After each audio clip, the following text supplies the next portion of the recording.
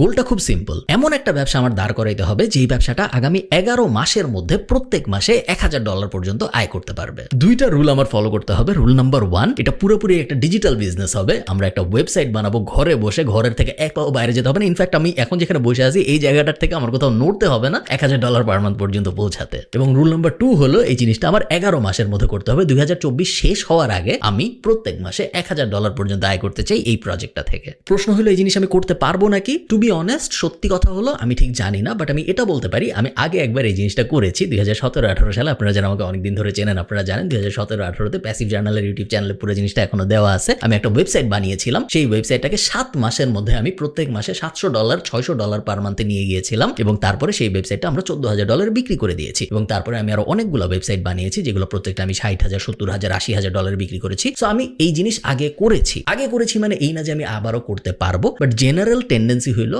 একবার যেহেতু করতে পেরেছি, তাও 4 বছর আগে, 4 বছর পরে এখন যেহেতু আমি আরো অনেক ম্যাচিউরড, আরো অনেক কিছু জানি, তো এখন আমার আবার করতে পারা উচিত। নেগেটিভ যে ব্যাপারটা সেটা হলো 4 বছর আগে ইন্ডাস্ট্রি যেরকম ছিল, 4 বছর আগে সবকিছু যেরকম সহজ ছিল, এখন সেরকম সবকিছু সহজ নাই। সো সবকিছু যে সহজ নাই এটা একটা নেগেটিভ। আমার এক্সপেরিয়েন্স বাড়ছে, এটা একটা পজিটিভ। পজিটিভ এবং নেগেটিভের মধ্যে কোনটার পাওয়ার সবচেয়ে বেশি হবে এটা আমি জানি না। ইনফ্যাক্ট জিনিসটা আমি কি টপিক নিয়ে করব, বিজনেসটা কোন টপিকের উপর দাঁড়াবে সেটাও আমি এই মুহূর্ত পর্যন্ত জানি না, বাট 11 মাসে আমি এই জিনিসটা করতে চাই, এটাই একটা চ্যালেঞ্জ। আমি আপনাদের একটু ভেঙে বোঝাই নাম্বারগুলো, তাহলে আপনাদের বুঝতে সুবিধা হবে। আমি এখানে লিখে রাখছি। জেনারেলি একটা ওয়েবসাইট যখন আপনি দাঁড় করান, একটা ব্লগ যখন আপনি দাঁড় করান, সেটা যদি ইন্টারন্যাশনাল ট্রাফিক পায়, বাংলাদেশি ট্রাফিক না, ইন্টারন্যাশনাল ট্রাফিক যদি পায়, তাহলে প্রত্যেক 1000 ভিজিটরের জন্য আপনি $12 মতো আরপিএম এক্সপেক্ট করতে পারেন। আরপিএম মানে হলো রেভিনিউ পার মাইল। প্রত্যেক 1000 ভিজিটর আপনার ওয়েবসাইটের কোনো একটা পেজে আসলে গুগল বা আপনি যে অ্যাড প্রোগ্রামের সাথে আছেন সে আপনাকে কত টাকা দেয় ওটাকে আরপিএম বলে। এবং প্রত্যেক 1000 ভিজিটরের জন্য $12 আই থিঙ্ক ফেয়ার অ্যান্ড খুবই স্ট্যান্ডার্ড একটা রেট। সাধারণত এর থেকে আর অনেক বেশি পাওয়া যায় ডিপেন্ডিং অন আপনি কোন টপিকের উপর আপনার ওয়েবসাইট বানাচ্ছেন। তো আমি যদি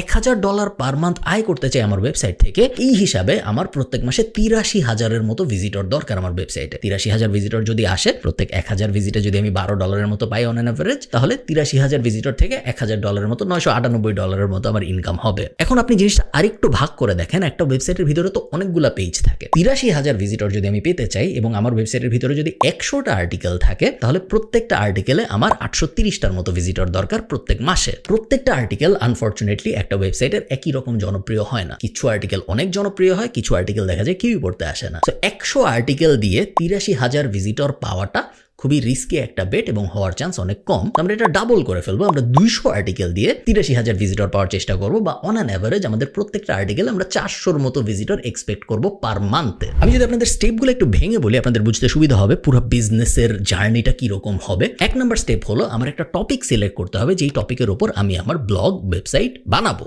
টপিকটার 3টা কোয়ালিটি থাকতে হবে, যে 3টা কোয়ালিটি না থাকলে এই টপিকটা আমি চুজ করতে পারবো না। 1 নম্বর কোয়ালিটি হলো এই টপিকটা কোনো ট্রেন্ডি টপিক হওয়া যাবে না। এমন কোনো টপিক হওয়া যাবে না যেটা নিয়ে আজকে মানুষের অনেক আগ্রহ, বাট 6 মাস পরে যে মানুষের আর আগ্রহ থাকবে না। যেমন ফুটবল ওয়ার্ল্ড কাপ যখন হয় তখন মানুষের অনেক আগ্রহ থাকে, কিন্তু তারপরে মানুষের গুগলে সার্চ করে না ওই ব্যাপার স্যাপার নিয়ে। বা কোভিড যখন হয় তখন মানুষের অনেক আগ্রহ থাকে, বাট কিছুদিন পরে যে মানুষের ওই আগ্রহ চলে যায়। বা ফিজেট স্পিনার একসময় অনেক আগ্রহ থাকে, বাট ইভেনচুয়ালি ওই আগ্রহ চলে যায়। ট্রেন্ডি টপিকের উপর আমরা আমাদের ব্লগ বা ওয়েবসাইট বানাবো না। সেকেন্ড, আমরা এমন একটা টপিক চাই যেটার গ্লোবাল ইন্টারেস্ট আছে, ন্যাশনাল ইন্টারেস্ট না। আমরা ক্রিকেট নিয়ে ওয়েবসাইট বানাবো না, কারণ ক্রিকেট এমন একটা জিনিস না যেটার গ্লোবাল ইন্টারেস্ট আছে। বাংলাদেশে অনেক ইন্টারেস্ট, ইন্ডিয়ায় অনেক ইন্টারেস্ট, বাট বাকি দুনিয়ার কথা চিন্তা করলে ক্রিকেট নিয়ে মানুষ অনেক গুগলে রিসার্চ করে না। সো ক্রিকেট একটা বাজে টপিক। বাংলাদেশি পলিটিক্স, বাংলাদেশে অনেক ইন্টারেস্ট, বাট এর বাইরে পুরো দুনিয়ায় খুব বেশি আগ্রহ নাই বাংলাদেশের পলিটিক্সে কি হচ্ছে তা নিয়ে বাকি দুনিয়ার মানুষের। আমাদের এমন টপিক সিলেক্ট করতে হবে যেটার গ্লোবাল ইন্টারেস্ট আছে। এবং থার্ড, এমন ট্রাফিক আমার আনতে হবে যে এই ট্রাফিকের কোনো কিছু কেনার সামর্থ্য আছে। মনে করেন আমি আমার ওয়েবসাইট বানাইলাম বাচ্চাদের কার্টুন নিয়ে,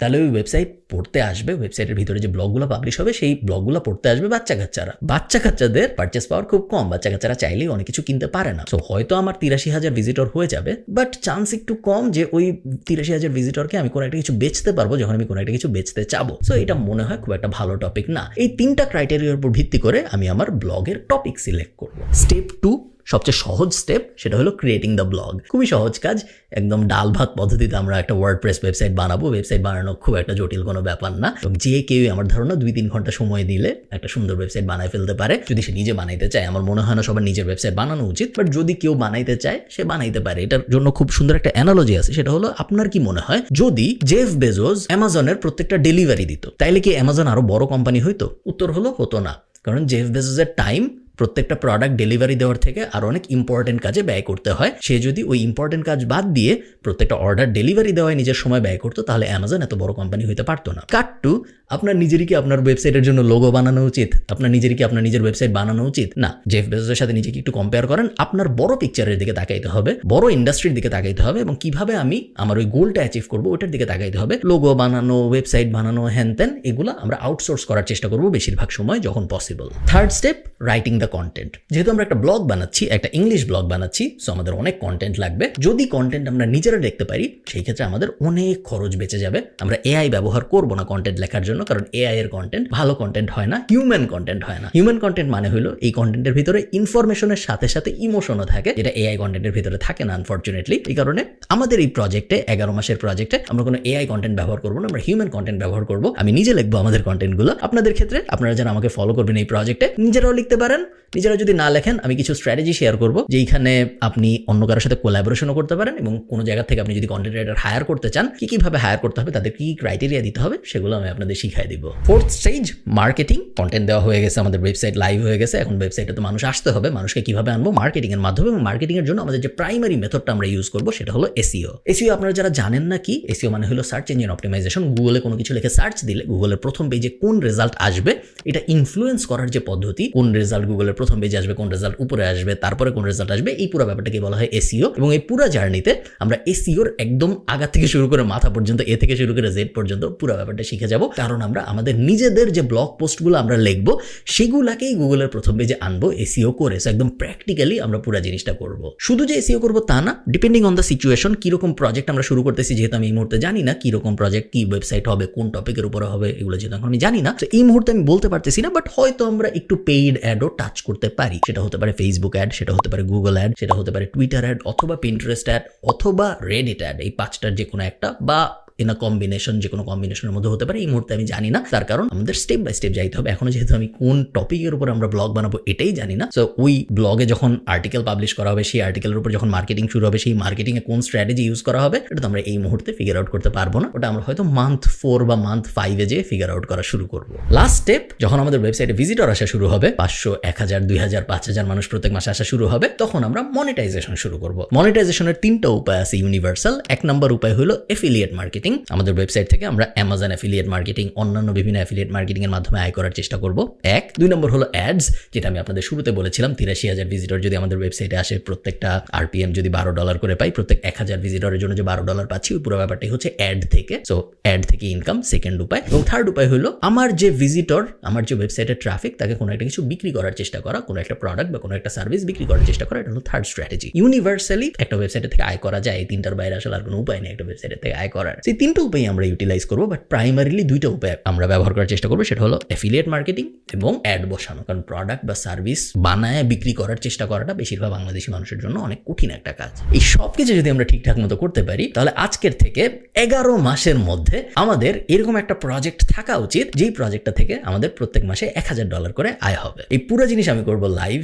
এই মুহূর্তে আমার কোনো ধারণাই নাই ব্লগ হবে কোন টপিকের উপরে। এই মুহূর্তে আমি কিচ্ছু জানি না, আমি কোনো কিছু কিনিও নাই, জাস্ট এই ভিডিওটা রেকর্ড করছি এবং কিছু বেস আইডিয়া আছে, পুরো জিনিসটা স্ট্রাকচার করার চেষ্টা করছি আমি মাথার মধ্যে। বাট পুরো জিনিসটা আমি লাইভ করবো, পুরো জিনিসটা আমি আমার ল্যাপটপে রেকর্ড করে করে দেখাবো, ঠিক 2017-18 সালে যেরকম করেছিলাম ওই রকমই, জাস্ট অ্যাডভান্স। এবং আপনারা যারা আমার সাথে এই পুরো জার্নিতে জয়েন করতে চান, প্রত্যেক সপ্তাহে আমি একটা করে ভিডিও পাবলিশ করবো প্যাসিভ জার্নাল ড্যাশবোর্ডের ভিতরে। আপনারা যারা অলরেডি প্যাসিভ জার্নালের মেম্বার, তাদের আর কিচ্ছু করতে হবে না, আপনাদের ড্যাশবোর্ডে ফেব্রুয়ারির 1 তারিখ থেকে চলে আসা শুরু করবে এই ভিডিওগুলো। যারা প্যাসিভ জার্নালের মেম্বার না, তাদেরকে আমি এখন বলবো, আপনারা যদি চান আমার সাথে এই জার্নিতে জয়েন করতে, আপনারা প্যাসিভ জার্নালে জয়েন করতে পারেন। passivejournal.com-এ যে আমি উপরে নিচে কোথাও লিঙ্ক দিয়ে দিব।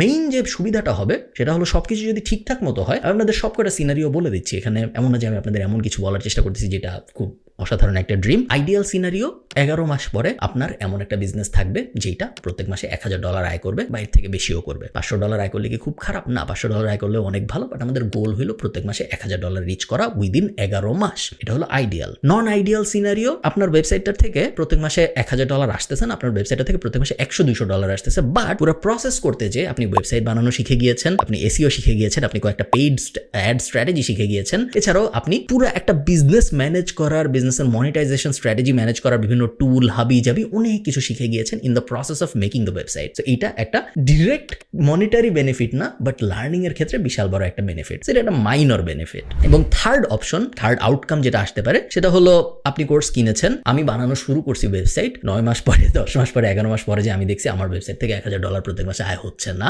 ইনফ্যাক্ট আমার ওয়েবসাইট থেকে কোনো টাকায় আয় হচ্ছে না। এরকম যদি হয় যে আমার ওয়েবসাইটের থেকে কোনো টাকায় আয় হচ্ছে না, গত 11 মাস আপনারা আমাকে ফলো করে যা যা করছেন পুরাটাই বৃথা, কারণ আমি নিজেই আমার প্রজেক্ট থেকে কোনো টাকা আয় করতে পারিনি। সো আপনারা কি করবেন, সেই ক্ষেত্রে আপনি একটা 100% রিফান্ড পেয়ে যাবেন। বাট আশা করতেছি এরকম হবে না, কনফিডেন্স পাচ্ছি, তার কারণ আগে আমি এই জিনিস করতে পেরেছি। আবারও বলি, আগে করতে পেরেছি মানেই যে আবার করতে পারবো তা না, নাও পারতে পারি। ইটস আ বিজনেসের ক্ষেত্রে কখন কি হয় এটা প্রেডিক্ট করা খুব খুব খুব ডিফিকাল্ট। সো আমি কোনো এটা প্রেডিক্ট করে ক্রেডিট নেওয়ার চেষ্টা করবো না, কারণ আমি নিজেও আসলে জানি না। এবং আপনি করতে পারবেন এটার আমি কোনো গ্যারান্টি দিচ্ছি না। আমি করার চেষ্টা করবো এবং হয়তো আমি করতে পারবো। এমনও হইতে পারে আমি করতে পারছি, আমাকে পুরা ফলো করে আপনি করতে পারেন নাই, হইতেই পারে, সবাই পারে না। প্যাসিভ জার্নালে 18,000-এর মতো মেম্বার আছে, সাকসেসফুল মেম্বার যারা কনসিস্টেন্টলি অনেক টাকা আয় করতেছে। এরকম হয়তো 1,000, 2,000, 3,000, 15-16,000, 13-14,000 মেম্বার আসলে অনেক টাকা আয় করে না। তারা অনেকে হয়তো চাকরি করে, তারা অনেকে হয়তো ফ্রিল্যান্স প্রজেক্ট করে, ফুল টাইম এখনো ইন্টারনেট এন্টারপ্রেনারশিপের দিকে যারা যাইতে পারে নাই। যদি এমন হইতো যে আমি একটা ওষুধ আবিষ্কার করছি যে ওষুধ খাইলে সবাই সবকিছু পারে, তাহলে 18,000 মানুষই সাকসেসফুল হইতো। আনফরচুনেটলি ওইটা না। So don't take this as like a sure short medicine যেটা দিয়ে আপনার জীবন বদলায় যাবেই যাবে, but I think will be a worthwhile investment. এটা করাতে আপনার লস হওয়ার চান্স অনেক কম, তার কারণ একদমই কোনো কিছু যদি না হয় আপনি অনেক কিছু শিখে বের হবেন 11 মাসের মধ্যে। আগামী 11 মাসের প্রত্যেক সপ্তাহের জার্নিতে আমি আপনাকে আমার সাথে চাই। আপনি যদি জয়েন করতে চান, উপরে নিচে কোথাও প্যাসিভ জার্নালের সব বিস্তারিত দেওয়া থাকবে, জয়েন করে ফেলতে পারেন। পুরো জিনিসটা শুরু হচ্ছে ফেব্রুয়ারি 1, 2024 থেকে। আপনার জয়েন করতে হবে ফেব্রুয়ারির 1, 2024-এর আগে। টাটা।